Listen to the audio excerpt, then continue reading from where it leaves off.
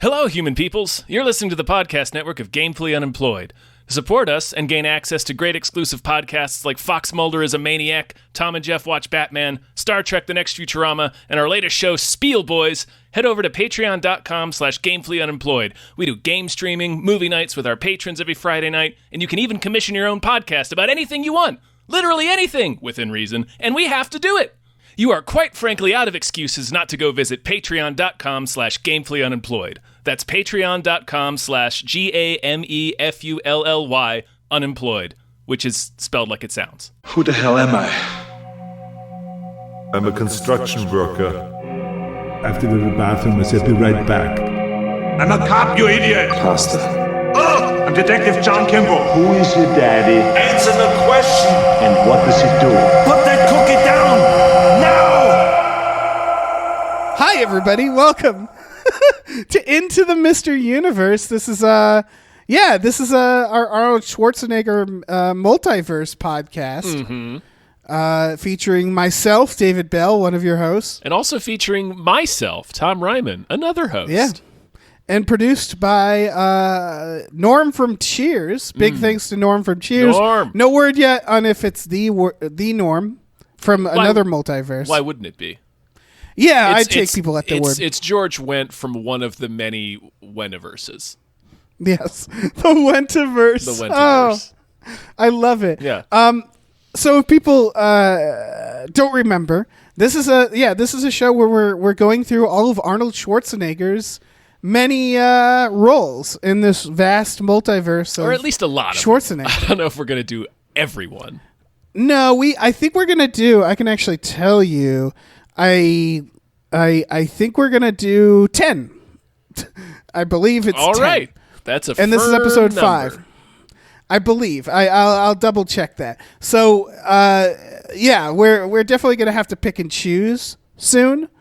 But I definitely want to tackle like his comedic roles and his stuff when he was older. But we're still firmly in the 80s. Right. In fact, this is like the peak. Well, not quite. Well, we're around the peak.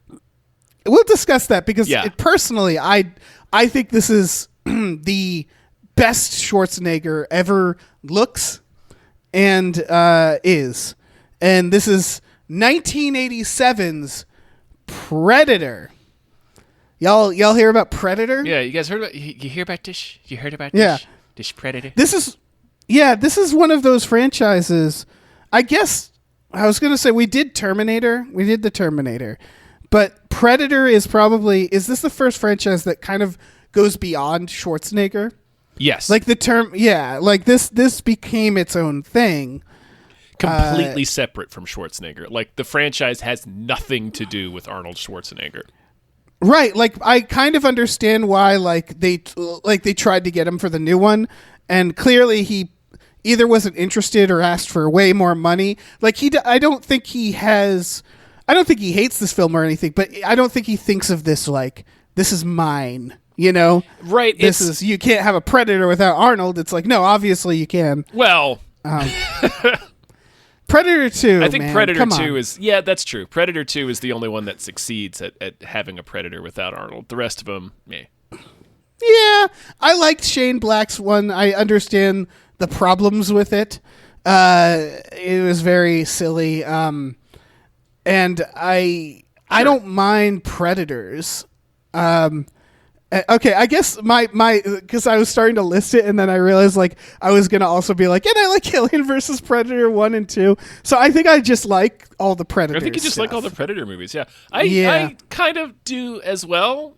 But it's I understand the Aliens versus the Predators are pretty rough. Yeah, and it's sort of, and I'm sure we'll talk about this. It's a series that kind of like the first one is the purest because of what they do with this film. Right, it's a slasher movie with an alien. Yes, and it's also the only Predator I would say that nailed the ensemble. And I do appreciate Predators and the Predator understanding that was a key to the story. But this ensemble is like unbeatable. Yeah, it's weird to say it too because Predator is such a Schwarzenegger centric film, right? Like Right. he was behind all the advertising. Like it's not advertised as a sci-fi Right, it alien says- movie. It's an Arnold movie. Yeah, the poster says Schwarzenegger and then Predator. Right, there's and it's no a picture way. of him.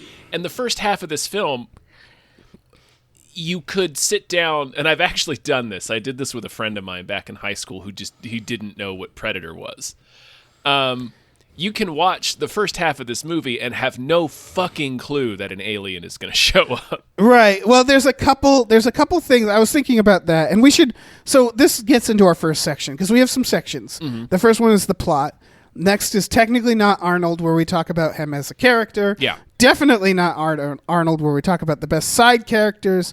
And then we talk about the most Arnold moment, and then we give it a rating system. I'm guessing bloody skulls in this case. Bloody skulls, log traps, log traps. muddied up pecs, just real sloppy pecs. What about like muddy nipples? Mud slopped nipples. Let's do that. Let's do mud slopped nipples. Okay, mud slopped Mm-hmm. nipples. Writing it down so we don't forget. Yeah. So yeah, what were we saying? We were saying that that there's a couple giveaways. There's the fact that it starts in space. There's a spaceship, yeah, and there's a couple of Yeah. POV shots from the Predator, but like, Right, but it's so close to being like Psycho, where it's like it's one movie for the first half, and then 43 minutes in is when the first kill happens, and it's like I get that they were like, we kind of have to tell people that there's an alien, but without that space shot, you could assume it's like, oh, it's a super soldier or something, right, like another team. That's what Carl Weathers keeps pushing. Right, like you could think it's like some sort of like Uber Wetworks guy or soldier is just working his way through Arnold's team. Right. And the progression, it's a slow reveal. We get the POV shots. Eventually, then we get the camo. And then we get no camo. And then finally, it's face. It really, like, it's part of what, like, you can't recreate in a sequel. Right. There's a new... Is the slow burn. Right. There's a new reveal pretty much each time the Predator attacks. We see a little bit more of it. Yeah. And it's a cool way to do it. Yeah. Such a bonkers idea for a movie, but so well executed. So well executed. And of course, it's a great film, honestly. Yeah, and like you, I assume you're the same. Where like, I don't remember living without this movie.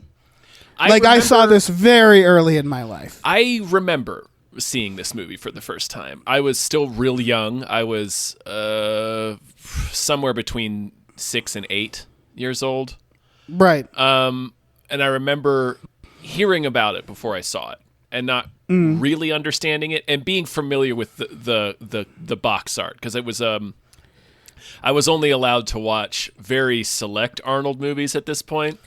Right. But this was like, as a kid, I was fascinated, like most kids are, with all the movies you're not allowed to watch. So this is sort of like course. how I started moving towards horror, is I would just go into the video rental stores and look at all the boxes of the movies I wasn't allowed to watch.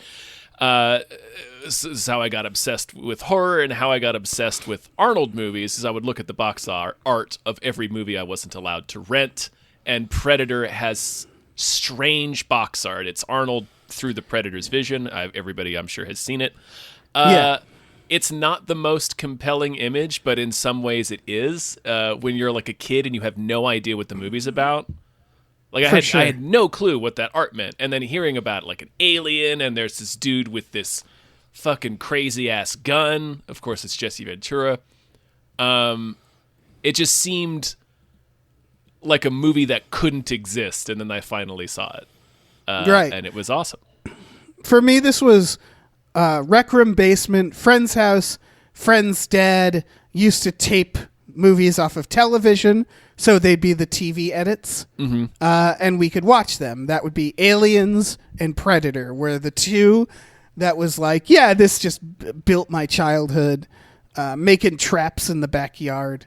I remember we trapped his little brother. Oh yeah, played a lot of Predator in my grandmother's backyard for sure. Yeah, and yeah, it's hard to step away from that, you know. Excuse me. Sure, you're right, but I did have. But that I moment, agree. Yeah. Where Yeah, it's like I also agree that this is a very good movie. right, like it sort of moved at some point. I think it was in high school, like when I was a teenager and revisited the movie. It moved away from being like this monolith of my childhood, and then I just started looking at it like as a film and realizing how batshit it is, but also how cool and unique of an idea it is, and just how, like you said, it's a lot like Psycho. The execution is really cool, and you sort of. Like, Arnold is probably like the 10th or 11th thing I think about when I think about this film. Oh, yeah. Like, he's down Arnold, the list.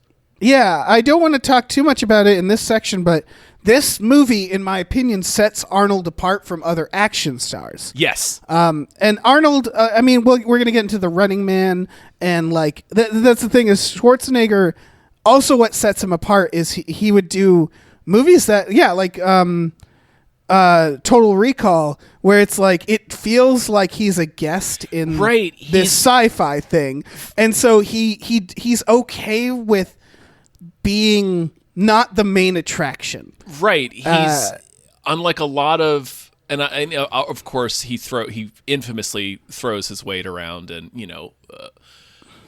maybe not as bad as Stallone, maybe, but like. Right. Anyway, the point is Arnold seems more willing than a lot of movie stars to adjust what his thing is to serve the needs of the movie, and instead of the other way around, which is what a lot of movie stars do. He's trying to make a good movie, right? As opposed to like people like action stars, several of which are like the ones who are like, I can't get my ass kicked in the movie, and it's like, well. The movie's better if you're the movie's like... better if you do. Like, yeah. Like that's why, like, it's weird to say, but that's why, like, Van Damme movies are way more entertaining than Seagal, because Seagal's never in trouble, you know? Right, because his ego gets in the way. His ego is massive. And yeah, and, like, Stallone was infamous for doing that. And, like, of course, now Tom Cruise and Will Smith, like, people at that level famously have their own writers. Yeah, Vin Diesel, sure. But like Tom Cruise will bring on writers to make it into a Tom Cruise movie. Right. And it's like, and that always, because Tom Cruise used to make some amazing films. He used to be, I don't know how fine he used to be with it, but it seems like... He used to be an actor. Right. He used to be more willing to sort of disappear into serve the movie rather than have the movie serve him. Yeah, for sure. Yeah, and Arnold Schwarzenegger as well, I think even when he's doing this action stuff, he's just, he's a lot more... down to make a good movie. Yeah. And this is like the Terminator or this era where it's like setting him apart for that reason. Yeah. Where it's like these are films that it's like like you said, I don't think about Arnold immediately. He's not the draw. Does a lot I think we've talked about this before as well. He did a lot of high concept stuff. Yeah. Like it wasn't just about Total Recall, man. Total Recall, like, Predator, Terminator. Fuck? Yeah. It wasn't just movies like Commando and Red Heat, was that the other one? Red Heat, Raw Deal. Raw Deal, that's what it was. Raw Deal. They weren't all Commando and Raw Deal where it's just like, oh, he's Muscle Man just shooting a bunch of guys, which is a very very easy trap for someone like him to fall into. He picked really interesting movies to do. Right. And now that we step away from it, what are the movies that people remember? Exactly. It's these. Yeah. It's the same with Stallone, frankly, where it's like Rocky, Demolition Man. Like Rambo is obviously iconic, but like it's whenever these guys, Van Damme, Time Cop, where it's like whenever they're like, well, we're making an action movie, let's make it interesting. Those are the ones that really stand out, as opposed to like, he's a cop whose family was killed. Right. There's a reason people talk about Rocky and Rambo and Demolition Man and not Cobra. Yeah, exactly. And not I can't even remember what the name of the movie is, but the one where he has to break out of prison. It was like 89. Like I don't even know. Stallone did a lot of forgettable action movies in the 80s. And this is the shit. Predator, again, it's not... We're talking about it through the lens of Arnold because that's the show. That's the show, yeah. Yeah, but like it's not a movie that I would really talk about it that way. I would talk about it in the larger scheme of things the Alien versus Predator stuff, the Predator itself, the wonderful making of. I'm sure we've both watched the DVD where it's like it's like the making of Apocalypse Now, but just more swole, where it's like a lot of jungle shooting. It was didn't go off the rails like Apocalypse Now. It went off the rails a little bit. I wish I would have revisited that stuff, but we don't normally talk about the behind the scenes stuff on this show. But if you're at all interested, there's a lot of nutty stories about the making of Predator. They had to do a lot of reshoots. You've probably heard that. I mean, we mentioned Van Damme. Van Damme was initially the Predator. There's footage, hilarious footage. There's footage, and there's set photographs that exist of Van Damme. The Predator's design was completely overhauled, which is why the back half of the movie had to be reshot. Like the last 30 minutes of the movie had to be entirely reshot. It's like it was a difficult production. It was. I also really like the onset stuff about how they were all muscle men. And they were sneaking out in the morning to work out, and they didn't want each other to see because they wanted it to seem like it was like effortless. Yeah. And there was this constant like one-upping. And it, of course, is the reason why in Terminator 2 he has the minigun, because Arnold was like, I want a fucking minigun. I want that gun, yeah. The cool-ass gun that Jesse Ventura got to have. Yeah. Man, that's... There's a lot behind the scenes. There's a lot. So if you're interested, go out there and look for it. It's very, very entertaining. And here's what makes it all work, because we're talking about the plot, is that what they do for the first half of this movie, because, so again, 43 minutes in, it's actually a slow burn. They basically still do the Psycho thing where they have a plot going. It's that a different movie. They stick a wrench in, and that was really smart of them because you're focusing on the other stuff. And one of the things they establish, like the idea that they're all like working out and trying to one up each other, is extremely important for the point of this movie, because they got this really tall motherfucker to play the Predator, and the idea, which is of course Kevin Peter Hall. Yeah, and so the idea is you have this first half where it's like, look at these tough guys. They're like, it's like one of those regular action movies. They're saying jokes, one-liners. They're indestructible. Just, 7 of them take on this like whole camp. Yeah. Arnold does, like, he lifts up a truck and throws it in there. Like Jesse Ventura gets shot and he says, "I ain't got time to bleed." You know, like they're all invincible badasses. Yep. There's this whole subplot where Dylan, who is Carl Weathers, is lied about what's happening. Yeah, he's a CIA stooge, and he tricks them into going in and assassinating a bunch of these insurgents so that they can steal intel. Right, and he's been pushing too many pencils. So like he's not used to being out in like actually in the shit. So there's like that whole thing with Mac, and like how people are like, I love when Mac's like, "I'll bleed you," real quiet. Because I feel like if someone said that to me, I would just like be like, "Hey, everybody, this guy said he's gonna bleed me. I just want everybody to know this. I don't feel comfortable." But yeah, there's the whole plot lines around these. There's an entirely different movie. Like, I could have sat and watched that movie play out, and it would probably still be a pretty cool movie. Like they're setting up the conflict between Carl Weathers and Arnold, and you can like picture how that movie would have gone in your head. And it also links into it because Dylan's all about this acceptable losses, and he's sent people out to die, and then he finds himself in a situation where they won't help him now because they radio. But yeah, the whole point is that you keep seeing these POV shots, and so you know something's gonna happen, and then when shit happens, it all, like, all these tough guys, like I almost always forget that in the third act, or right before the third act, their goal is just to leave. Like they're not trying to fight the Predator. They're like, we need to get the fuck out of here. It's an unwinnable fight. Yeah, because this thing shows up and just starts fucking them all up. And they're terrified of it. And it's like, oh shit. Like these badasses. And I feel like everybody involved knew that was the point, Because you look at like Jesse Ventura and all these egos, and it's like, okay, guys, you're all gonna eat shit. Right. That's like that, and that's the point. Like Jesse, he's Jesse the Body Ventura. Obviously, he's this enormous, at the time, famous pro wrestler. He's got this big ass fucking gun that can destroy anything, and he gets killed immediately. Yeah. Almost. Well, right. Old Shane Black gets killed first, right? Right. It's Shane Black, but then like. Seriously, like 3 minutes after Shane Black gets killed, Jesse goes down. I just want to know, it's a group of muscle men and Shane Black. You're right, because you gotta have. It's Pussy McGee. Yeah. Pussy Jokes McGee. I wrote a 1-800 hot dog piece about Predator last month and talked about that. But it's you got to have one shrimpy guy in there to make sure everybody's taxes are done correctly. Yeah, exactly. Which is honestly what happened because as people know, they hired him because they weren't sure about the script. Yes.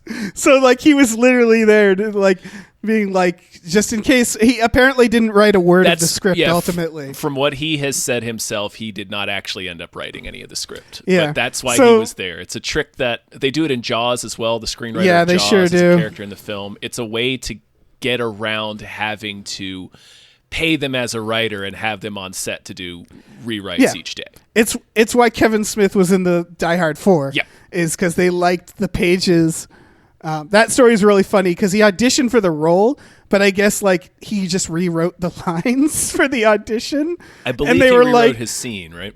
Yeah, and they were just like, you can't do that. And then, why would you do that? And then, of course, that got him the role because they just liked the lines, which is very funny to me. Yeah. But it works because Shane Black he's fine in this. He's fine. He's not an actor, I don't think, but not to my knowledge. I mean, I think this is one of his few acting roles. I mean, obviously he stands out. Every character gets a thing.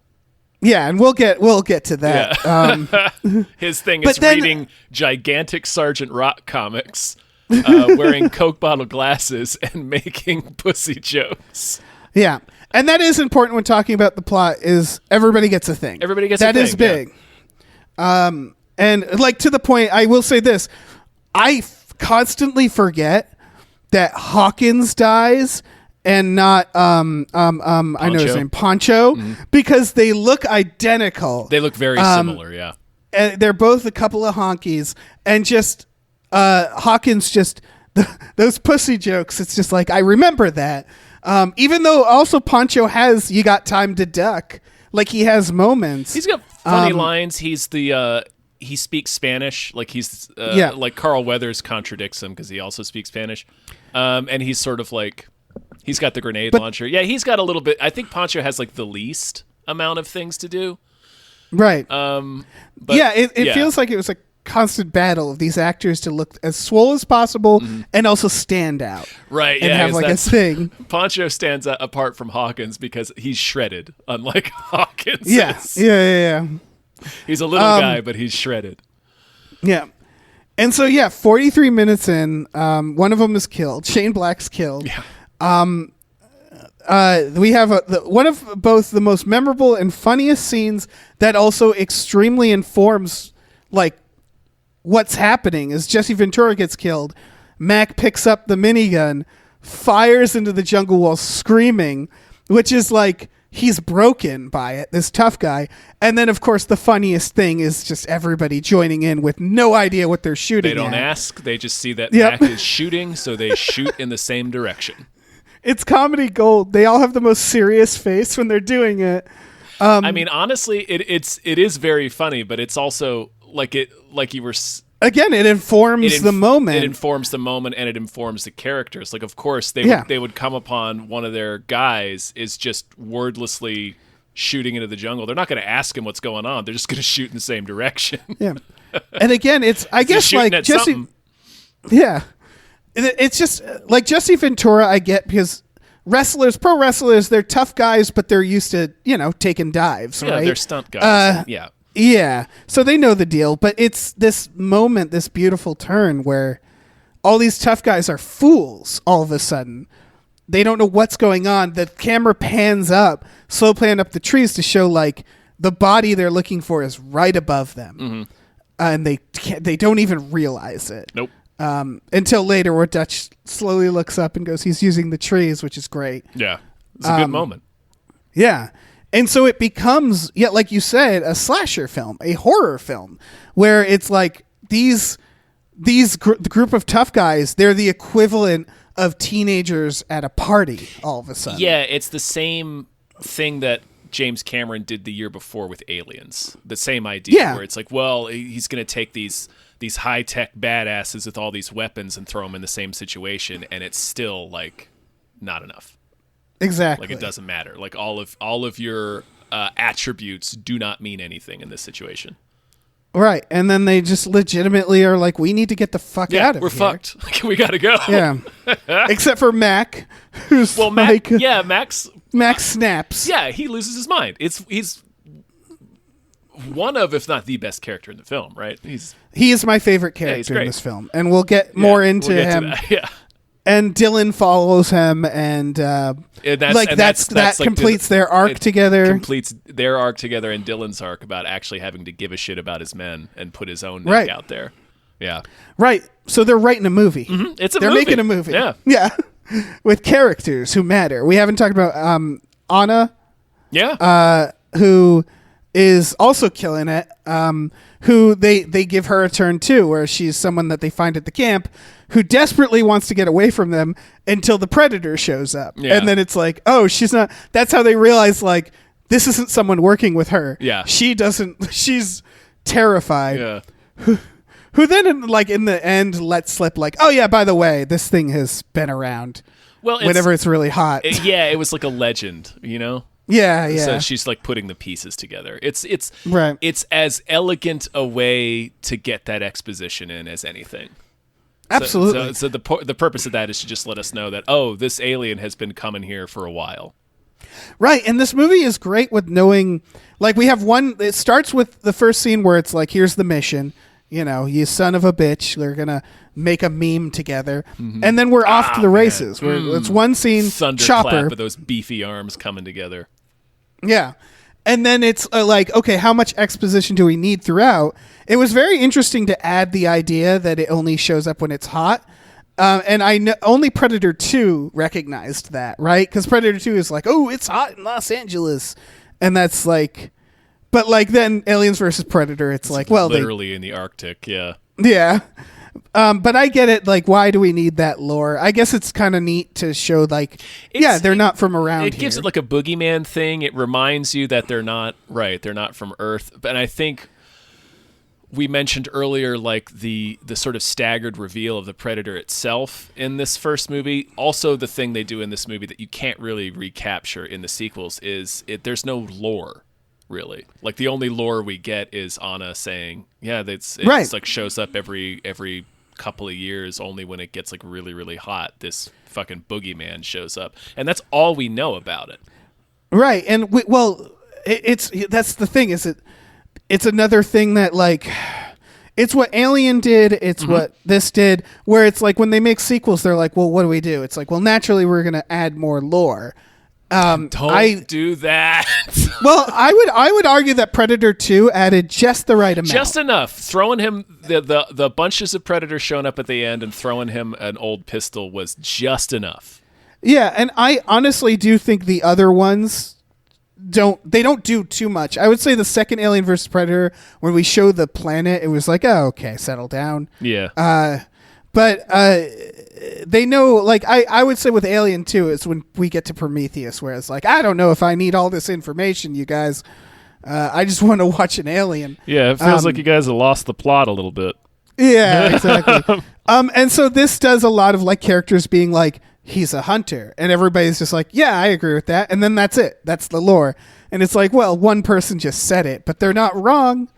And that's how they do, because they're just in the jungle. They have very little source of exposition. Mm-hmm. So it's a lot of just showing us the Predator and letting us kind of slowly realize what it is.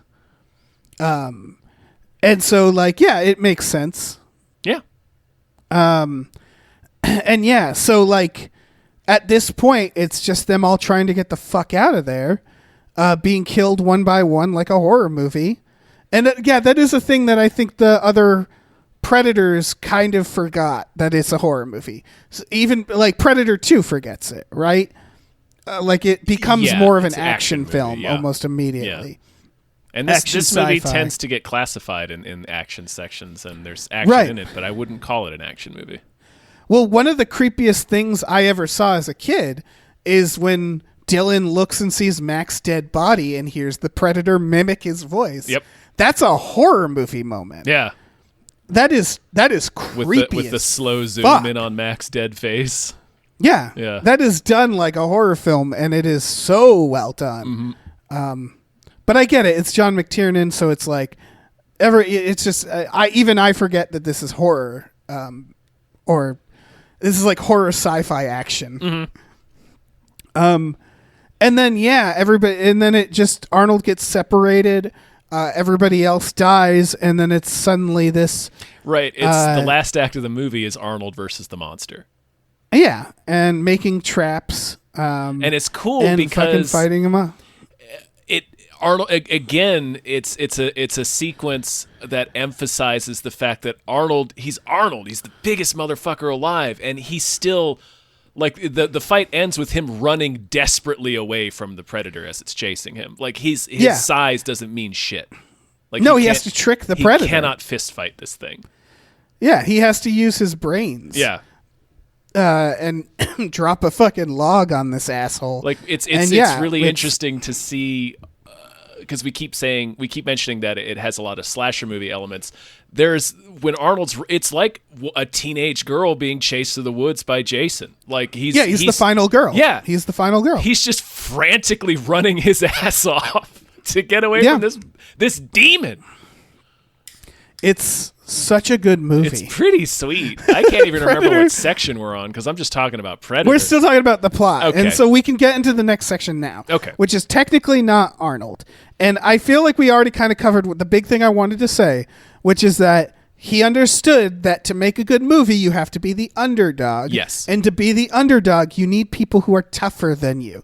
It's Bruce Willis in Die Hard. Bruce Willis never had this problem. He always understood it because look at him. Like he's Bruce Willis is that other action star where it's like he looks like he could die at any moment, like just his liver could fail, you know? Yeah, he looks like a bartender. Yeah, he's not healthy looking, and so he used that in his career. Jason Statham, I would say, did that a little bit, but not that much. Or rather, Statham, he could be a Guy Ritchie character where it's like not a tough guy, but then he could just lift some weights and become the transporter. Yeah, just kick but people. He could go in between that. Just lifting weights with his legs. Yeah, with Arnold, he looks like a tough guy. He looks great in this again. So yeah, he swole used beyond that. belief, man. Yeah, and so he used that to be like, well, we just need a tougher guy. That's what we need. And they did a fucking swole ass alien, and it works really well. Yeah, it just beats him like a child. Yeah. When they do have to like fucking bump fists or whatever. Yeah. In terms of character, he's a little smirky and sarcastic. I like that he's very serious unless he's murdering people. Yeah. Then he's like seems like he's in a really good mood. Yeah, then he takes all of the sources of joy in his life are extinguishing human life. Yes. He always kind of looks like he smells a fart in this. Yeah. Do you pick on that? Like he's got this little like fart face. Yeah, kind of. Yeah, he's got a little tiny fart face. Yeah, he does. That's what's interesting. Even like the character he's playing is not like overbearing. It's part of an ensemble. Yeah. So there's not a lot to him. It's just like a couple of beats. He's like a pretty typical leader character. Right. Unlike Alien, he's firmly the main character, but he's not. He's not. There's one distinct thing about him in this that sets him apart from other Arnold characters, because I think he's purposefully playing it as an Arnold character because of the nature of the movie. The only thing is he really likes making traps in this. Yeah, like he's like he's the first time he's with the group and he's like, let's make cool like Native American traps, and they're all like, man, I guess. And then later he's like, I'm alone. Time to make more traps. And the traps work. Yeah. He's not wrong. Most of them. Yeah, most of them. It's just funny that he keeps being like, listen, I took a seminar. Yeah. I took a weekend trapping seminar, Right. and I've never gotten to use it. And this is the one time I get this. Like he so I'm gonna do took it. like a survivalism class. Yeah. It's like I learned how to make all these traps and I've never been able to use them. I think an interesting distinction between this character and a lot of more typical Arnold characters is that his motivation is slightly different in this movie. For most of the film, his motivation is not kill the bad guys; it's keep his team alive. Yes, again, when he gets separated, it's that famous line: "Get to the chopper." It's we're trying to leave. Yeah, Like it's one of those things I forget until I sit down and watch this, where it's like the moment they learn the predator is what it is, they're just trying to get away. they're just trying to get away. Yeah, they they're try just to like, trap it. It goes fuck. horribly wrong. Yeah, and they're like, okay, They all scatter. yeah, new mission, folks. Let's get out of here. Fuck it, let's get out of here. Yeah, he only decides to kill it when he has no other choice. Yeah, he's cornered. Yeah. Yeah. And so he's an underdog. He's Bruce Willis. He's scrambling around in the mud, hiding, because he can't take this thing on. And it really is. So is this the first Schwarzenegger film we've done where that's the case? I think so. Yeah, that's wild. And that's why I think the Terminator is obviously a turning point in his career, but I think this is a hidden turning point where it's the first time Arnold has said I can be not the toughest person in the room. I can be an underdog. Mm-hmm. I can it's him understanding what makes action and storytelling way more compelling when it's done like this. I think there's elements of it in Stay Hungry. Yeah, well, Stay Hungry is not an Arnold. He's just not an Arnold. He's in it. Yeah. Yeah, sure. He's playing a bodybuilder. He's playing a human in that. Yeah, that's true. As opposed to every other film. It's just look at this in Hercules in New York, right? Yeah. And it's or this in Raw Deal. This in Raw Deal, yeah. Or this Where in it's Commando, but that's Commando's incredibly tongue-in-cheek, but still.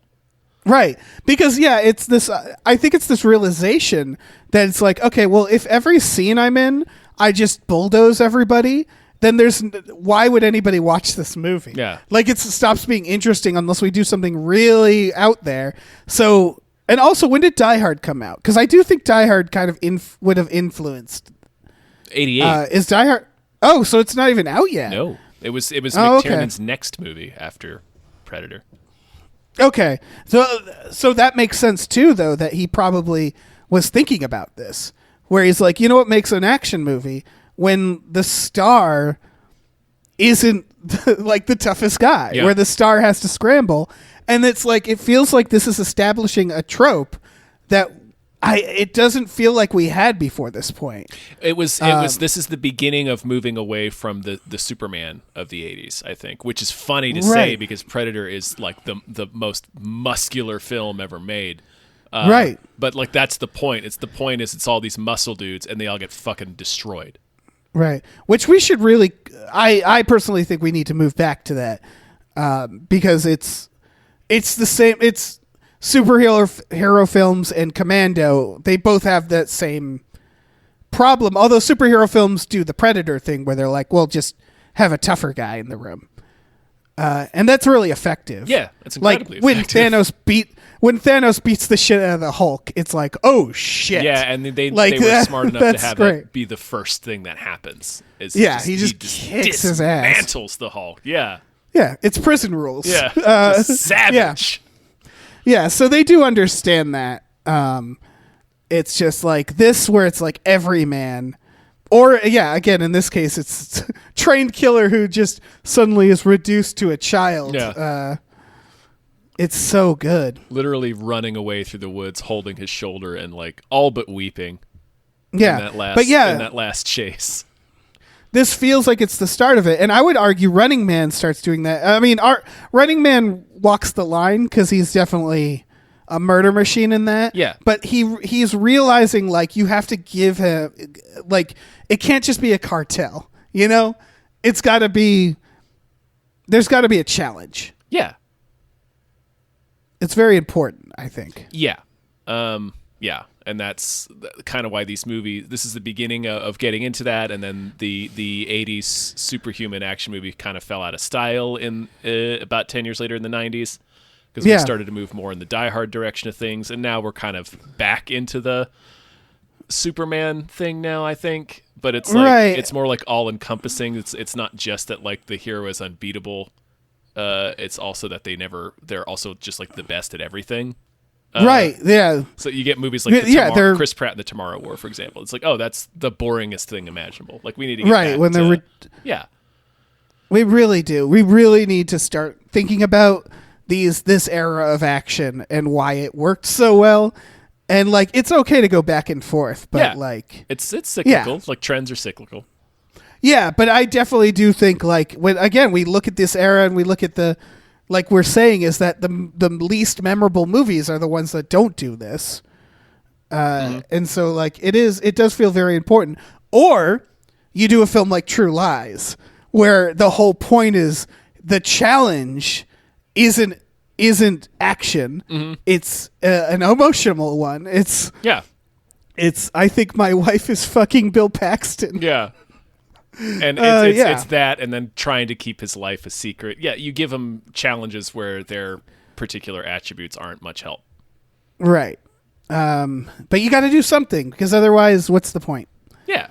And yeah, like this is fucking fantastic. Even movies like John Wick, he's not never in trouble in John Wick. Right. But also John Wick, I think, goes the other way, where they're like, okay, yes, nobody thinks for a second he's going to die. No. But we're going to make every action scene so ridiculously entertaining that who gives a shit? Right, it's like watching a dance. Yeah. I think it's one or the other. I just wanted to bring up John Wick because it seems like it would be an example of what we're sort of saying is bad about action movies, but it's not really, because they put their attention they put their attention towards the choreography and the spectacle of the action. Yeah, what it is that I also think it's the same with superhero films. It's like you look at the new Spider-Man.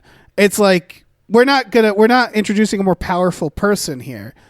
Instead, we're just gonna we're gonna have so much fun that it doesn't matter. You know what I mean? Like it's one or the other. And so like the way a superhero film I feel like could fail is when the characters are, I don't know, gods that been on Earth for thousands of years who clearly can't be defeated in any single way.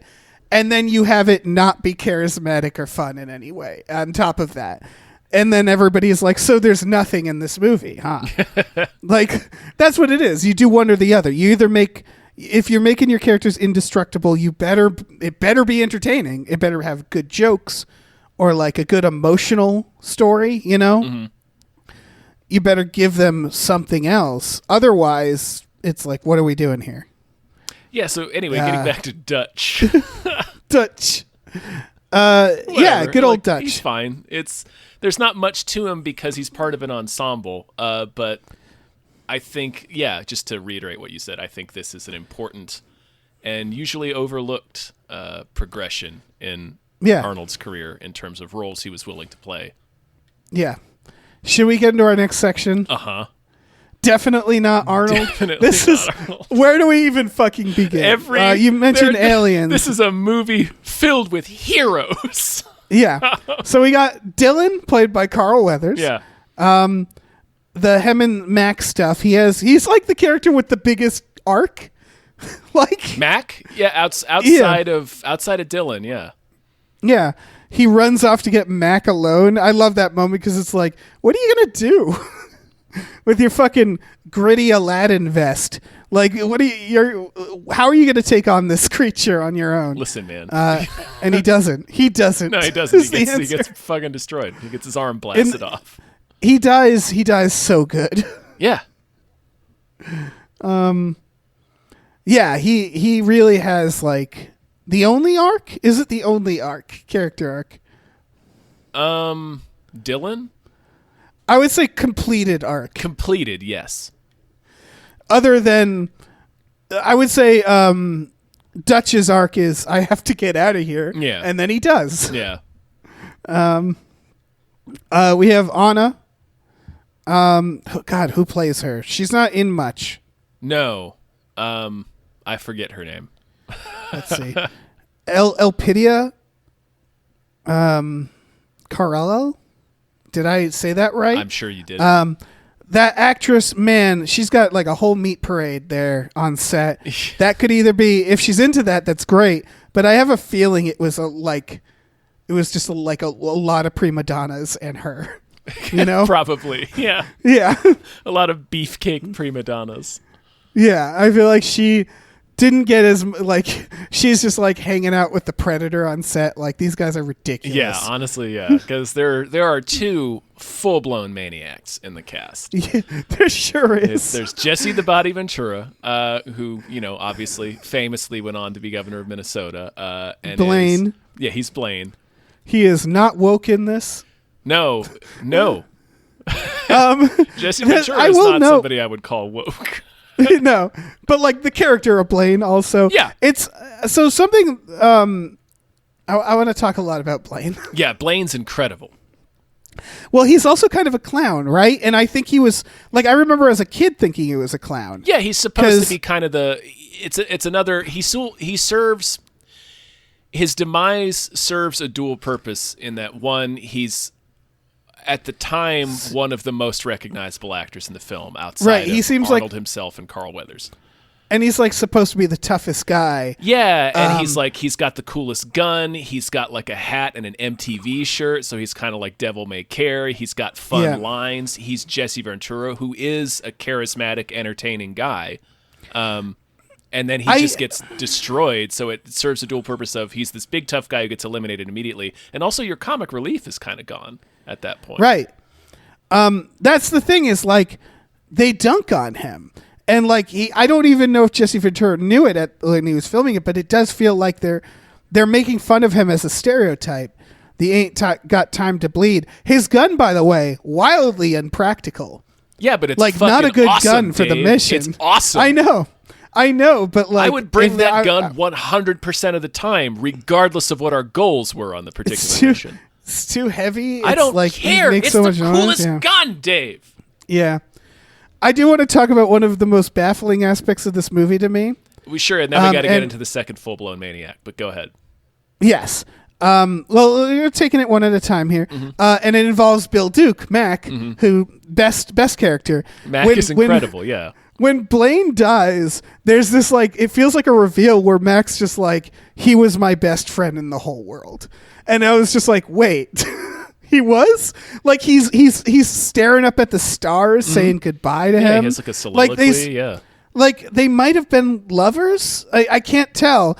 And then later he's saying like, I'm going to cut your name right into him. And then into him. Yeah.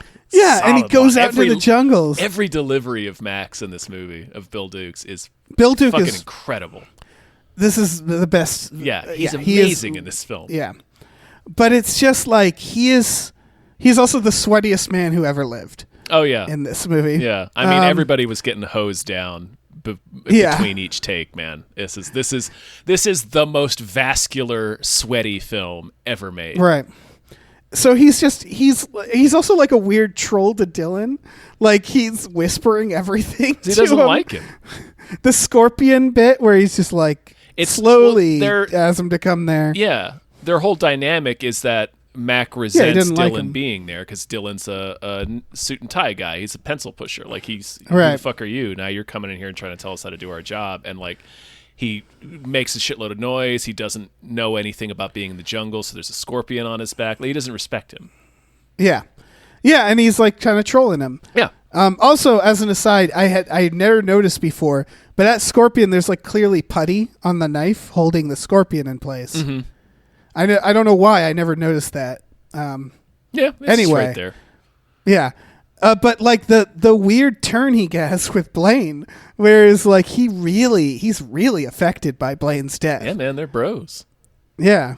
It's I don't remember if they really get a chance to really set it up before then, but like, I don't think they do, and that's why it's like seems very abrupt. I think not they necessarily have a bad I way. think they have a line or two about like a previous mission or something. Okay. Yeah, because he treats it like they've grown up together. Like he's really fucking affected. Well, I mean, by yeah, him. yeah, and we get it from Mac's dialogue that they just been like fucking super tight. they're bros. They've run a bunch of missions together. Yeah. Yeah. Anyway, All right, you want to talk so about the other maniac? Maniac number in the 2, room? who is the fullest blownest maniac, is We haven't even mentioned him. haven't even mentioned him somehow. It's Sonny Landham as Billy. Yeah. Billy is he's pretty much a magic Native American kind of. Like he's vaguely magic, where it's like Vaguely there's something in magic. the trees. Right. I love that because everybody's just like, cool, man. Is this like a Native American thing, or like is there actually something in the trees? Yeah. Like nobody seems to know what to do with him. Yeah, he kind of toes the line on a few different stereotypes. He's very stoic. He's their tracker and seems to have it's not as magical as it could be. Like he never seems supernatural. Like it always seems okay. Like he's good at tracking. He's doing things that makes like he's not pulling these things out of his ass. Like he's coming up with things that make sense. It's walking the line. It's where walking he a seems line. Yeah. vaguely mystical sometimes. Yeah. I mean, his death is still one of the most baffling deaths in a movie. It's whereas like he refuses to be scared. Right.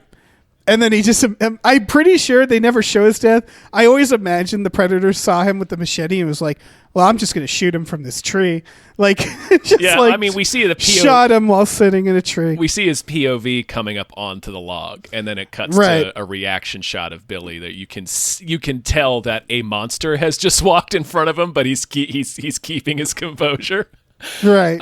So I think it did like just he kinda probably just stabbed him. just stabbed him or whatever, like he does with Dylan. But It takes 2 seconds. yeah, is the he point. kills him immediately. Of course. Yeah. Of course. Yeah. Like that's it's another kind of pulling the rug out from under you where you think Billy is this guy like above anyone else. He seemed to have the clearest idea of what was going on, of kind of the nature of the Predator and what it wants.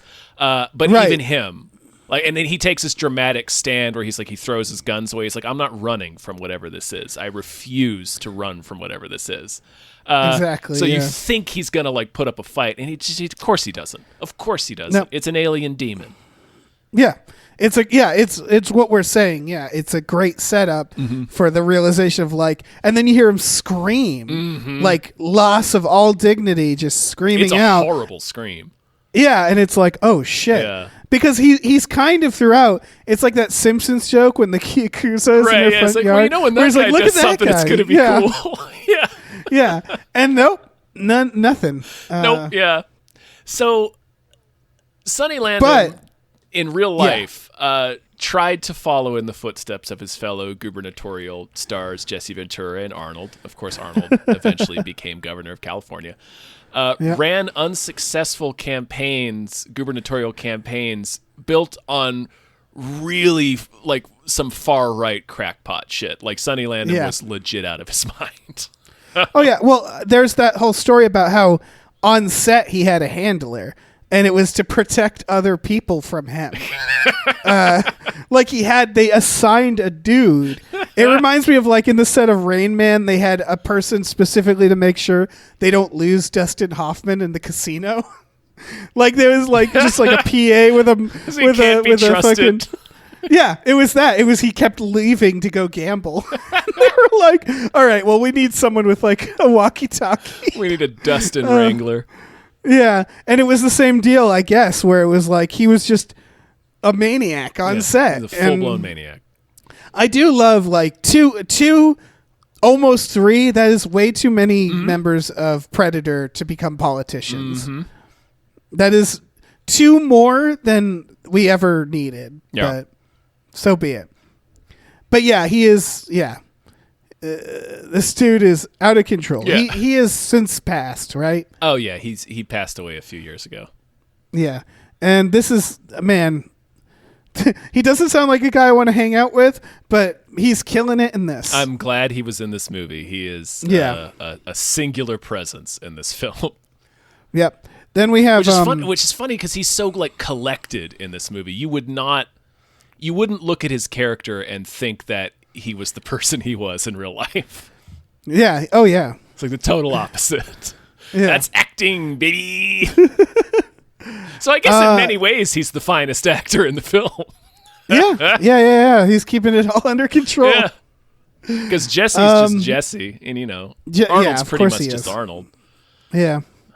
Then we got Poncho, the most forgettable one of the group. Yeah, Poncho kind of gets. He is the last person to die in the film. But he does kind of get the short end of the stick in terms of. Everybody gets a thing, and Poncho kind of doesn't really have one. He doesn't have a thing. Like, Mac is doing the shaving. Like, they have business. Well, Mac has a whole storyline, too. Mac. I mean, it's more than that, but you know what I mean, where it's like they all have, like, something about them where it's like, oh, if you made an action figure of them, it'd be like, oh, I know who this is. Poncho, it's funny because, like you said, he's in the movie a lot, and I always fucking forget he's there.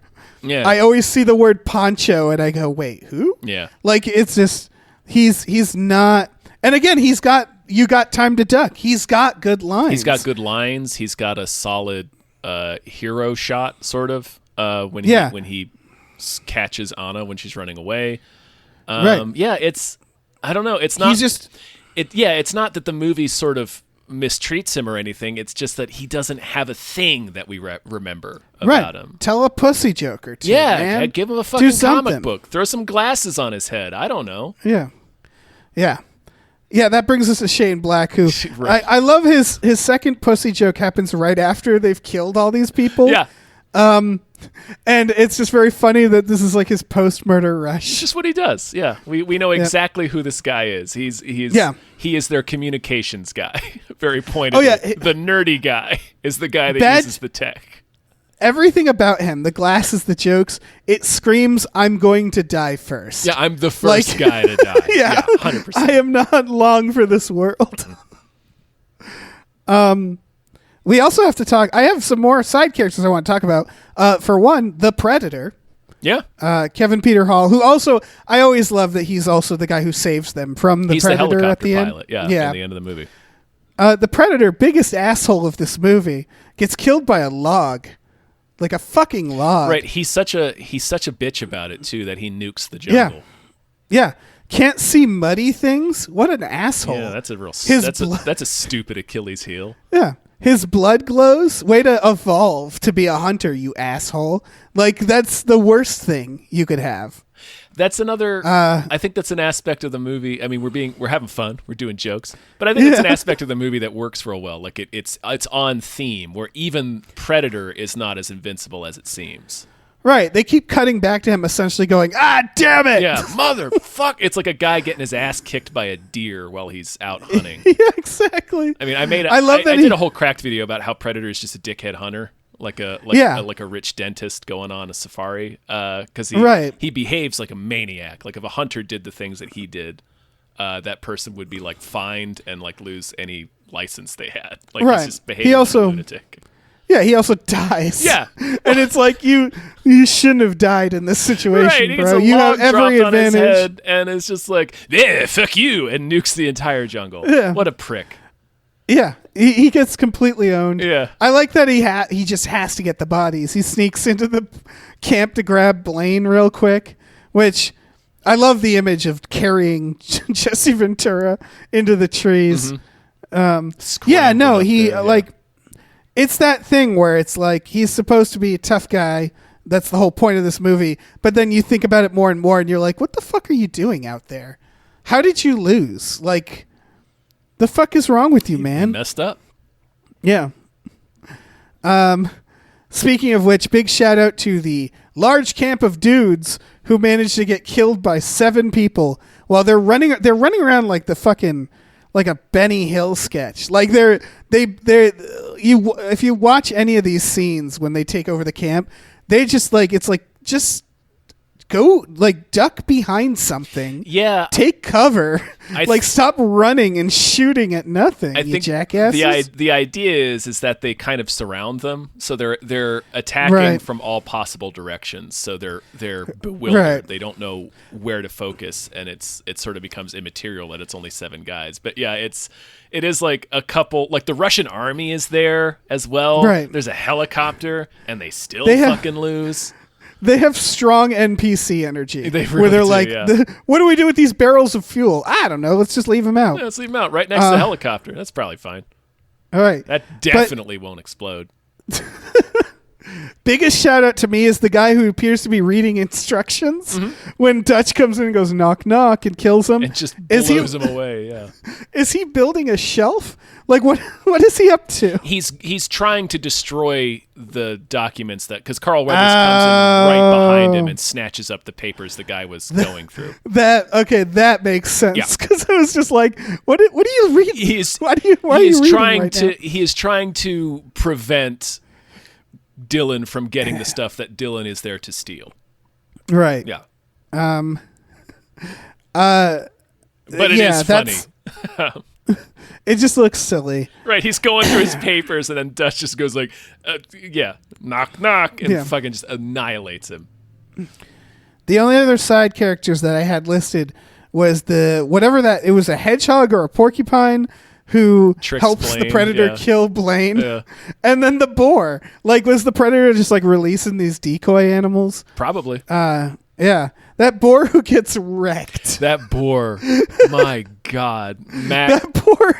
Mac kills that. Mac massacres that boar across all possible dimensions. Like, yeah, he kills the boar like it killed his best friend. Yeah, which is what he thinks. Yeah.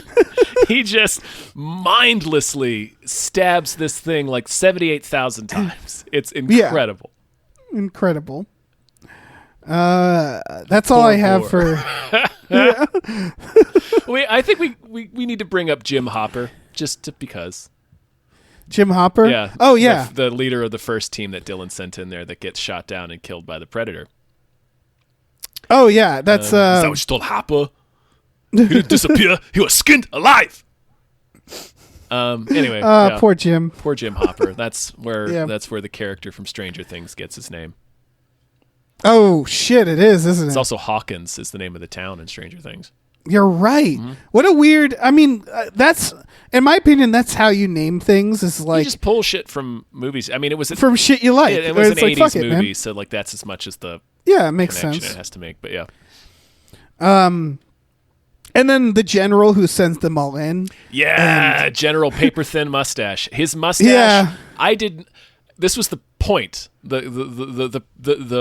The thesis of the 1-900 hot dog piece I did last month was I did not notice that this general character had a mustache until I saw Predator on DVD. Yeah, I didn't know that. Yeah, like I know what you're saying. Yeah, it's so light. Like it's a real fucking power play in a movie like this because there's some intense mustaches in this film, and this guy slides in there, right? With a little. He's like just a little bit, little lip squirrel. Like yeah. People in several decades, people will notice what I've done here, and then I will win. It's a real flex. Just a little mustache. Yeah, real power move. Yeah. All right, do you want to get into the most Arnold? Yeah. There's 2 moments for me, I think. Yeah, I mean, there's a lot of moments that people know of. The "you son of a bitch." Yeah, you son of a bitch. Get to the chopper. Yep. Of course. Get to the. I mean, what are you? I think I want to call out 2 other moments, but I feel like we do sort of have to land on "get to the chopper," right? Because it's such a definitive Arnold thing. So I actually have one on the DL, and it sounds like you do too. Okay. What is? Do you want me to start, or do you want to go? Well, mine I feel like are going to be less interesting, so I'll go ahead and start. Okay. There are 2 moments where Arnold just screams wordlessly. Yes. And they're 2 of my favorite moments in the entire film. One of them is right after Pancho gets killed. Like he's dragging Pancho through the jungle. Pancho gets shot in the head. Anna goes to pick up Pancho's gun, and Arnold says, "No!" and then kicks the gun out of her hand, and then goes, "No!" and just his shoots face at the Predator. his face looks like a parody of It does. Schwarzenegger. It looks like the Mad Magazine version of Arnold Right. Schwarzenegger. Yes, and that kick, I didn't know his leg could go that high. It's amazing. It's such a it's little one of those boot. moments. It's like when you play with an action figure and Yeah. put their leg up too high. Right, like the It knee was just can't bend, and it only goes up Yeah. so hard, so far. Yeah, It is a shocking moment. it's an amazing yeah. moment. It is hands down my favorite moment of the entire film. Absolutely. It's the no boot. Ah! And the second one, of course, is after he's muddied himself up and has a torch, and he just goes, "Ah!" Oh, Yeah, the Tarzan yell into the night. So good. Because he doesn't know That mud he doesn't know scene- the Predator's name, so he can't say Right. his name. He can't say Steve. He has to yeah. Micah. No, he has to. He has to just make a noise so the Predator knows he's there. I'm always surprised the Predator doesn't get him before that because he is making a racket with those traps. Like they both just go off conveniently to do their own thing for a little while. Mm-hmm. Maybe the Predator had to like call home or something. I don't know. Well, the Predator had to go tend to his Billy trophy, and also Right. he loses Arnold. Like Arnold jumps off the cliff and hides in the roots, so he loses him. Yeah. So he's like, all right, well, Yeah. I can go take care of this Billy guy, and then I'll come But- looking for you later. He loses them, but like they got to be like in the same general area. It feels like Right. They Like, can't be that he's far got- away from each other. Yeah. Like it does feel like he would like hear hammering and shit and be like, "Oh, he's over there." I don't know. The making that Predator's fucking trap." vision sucks, so maybe his hearing He also does. sucks. Yeah. When he takes off his mask, it's like, well, that just made things worse for you. Mm-hmm. It's terrible. Yeah. Again, it connects to the theme. It's Yeah. one, you're trying to make a cool, unique monster, and two, it's related to the idea of like nobody is invincible. It's also about the balance. Yeah. Because what happens is Arnold becomes primal and starts, sheds Stripping away the technology. Predator's technology. Yeah, exactly. Yeah, and stripping away like the stuff that he relied on as an action guy. Yeah. And he's just like, I'm going to climb in the trees and shit. And suddenly the Predator's like, I don't know how to deal with this. You're like a little monkey. Yeah. Yeah. Yeah. Mine, my DL Arnold thing is knock knock. Because I think that encapsulates Arnold more. Or stick than or any stick of the other around. line? Or stick around. Or stick around. around. Like, if we're talking about classic Arnold, it feels like, That's the again, we were that's talking the about it glib like, Arnold. That's the smirking Arnold. Yeah. yeah. And that always, I feel like that's always existed, right? Like, even, it's just interesting to me, once you get to like True Lies, which is like a meta film, he's still dropping shit like that. Yeah. And it's like that never goes away with Arnold, and that's pretty cool. Like, Yeah. obviously, Get to the Chopper is more iconic. There's a Yeah. lot more iconic moments, but Knock Knock to me was just like one word said twice, just perfectly sums up. He kicks down a door, says knock knock, and kills a guy, and it's just like, yep, that's Arnold. With like the thunder of Valhalla too, like they make it. Yeah. He just shoots him with a single round from his M16, but they Right. like the wind of it blows this guy's like clothes and hair back. Like he flies Yeah. backwards over a table. It's The like man is eliminated from our reality. right, like he got shot with a cannon. Yeah, which again, extremely Arnold. Yeah, very Arnold. Yeah. Well, shit. Should we wrap things I up? think so, man. This has been an interesting one because we wound up talking about the movie way more than we usually do on this show. Yeah, I mean, look, it's Predator. It's man. Predator, yeah. It's What are you gonna do? A pretty divergent point in Arnold's career where he's not really the main thing about the movie. Yeah, honestly, if we had to skip one, this would be actually one to skip, because of what we're saying, that it's not. It's an Arnold Schwarzenegger movie, but it really isn't. It's a John McTiernan film. It's weirdly enough, it's a Stan Winston film. You know, Yeah. like it feels more like Alien, Yeah. where it's like Alien. Yes, that is. I mean, that's more Sigourney Weaver for sure because she's all the Aliens. But yeah, it's an ensemble, you know? It's very, I don't know. It's very unique. It's such a unique film. So yeah, and by that token, we couldn't have skipped it.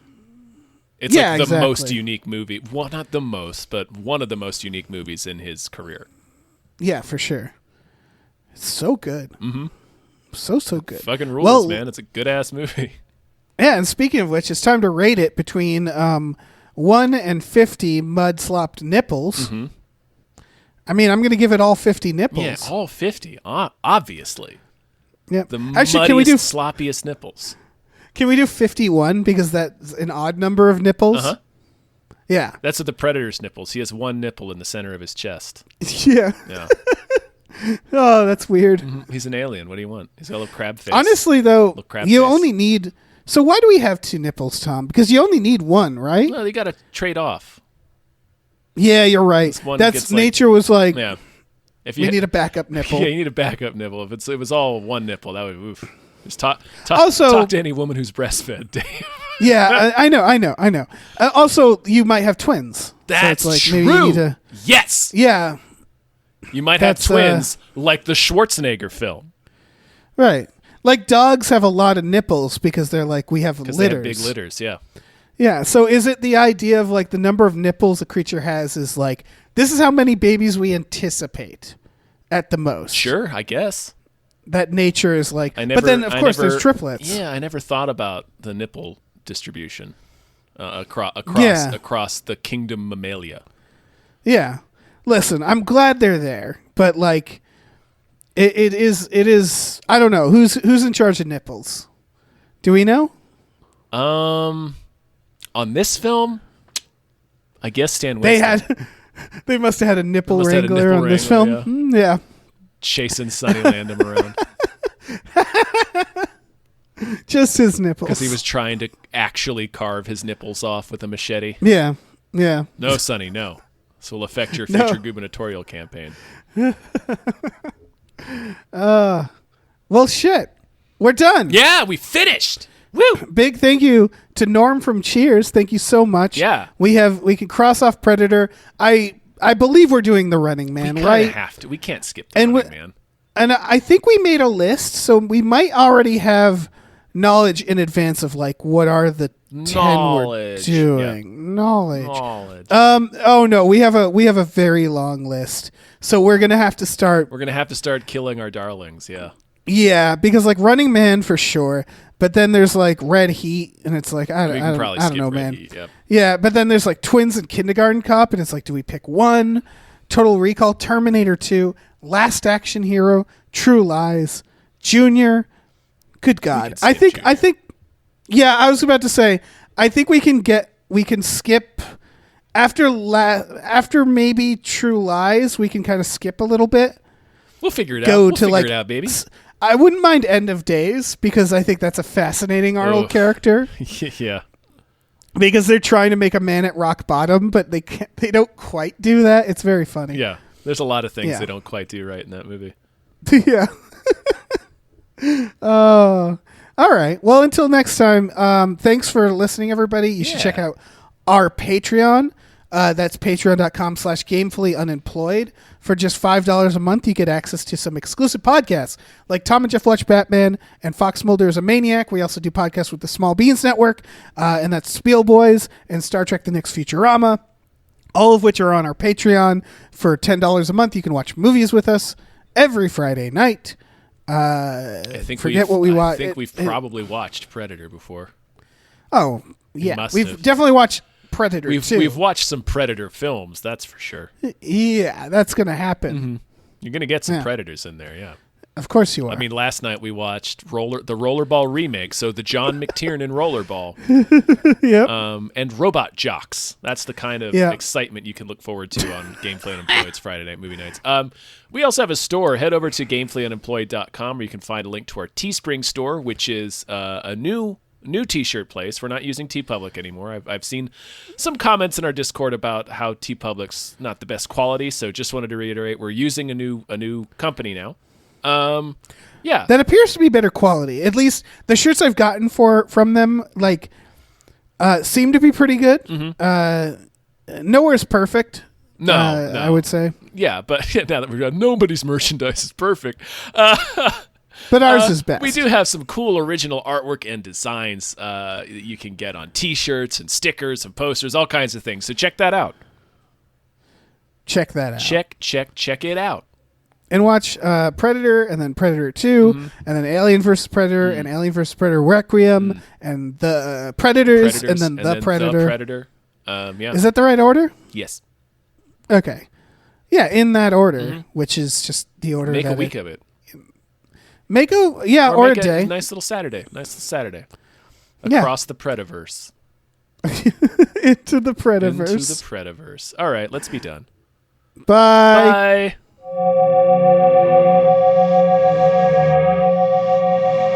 Australia